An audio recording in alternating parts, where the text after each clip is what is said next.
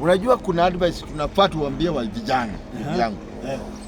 Advice tunafaa tuambie vijana na vijana wasikie hiyo advice. Are you getting me right? Yes, I getting you right. Ndugu yangu, pombe sio maji.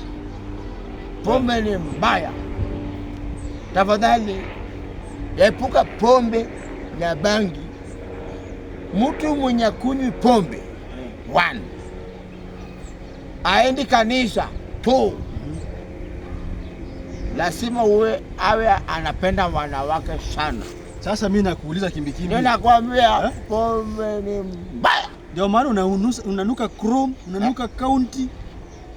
Uko na madharau? Pana sina kwambia tu kweli. Uko na madharau? Sasa unaweza advice nani uko nje? Respect your elders. Niko na mata nikitema kwa macho yako sahihi unakuwa kipofu. Hiyo mambo ya respect the elders hii lisha na wakati bana. Wewe huwezi ni advice bana. Wewe enda advice wale watu wachanga huko bana. Sio mimi. Nongo wewe. Nangu wewe, nangu wewe. Toka hapo wewe ndio advice. Wewe ni mlezi, hata wewe simama na mguu mbili. Wewe ndio mlezi kama nini? Wewe ni mlezi. Hauwezi simama na mguu mbili, wacha tukubishana mimi. Wewe huwezi simama na mguu mbili.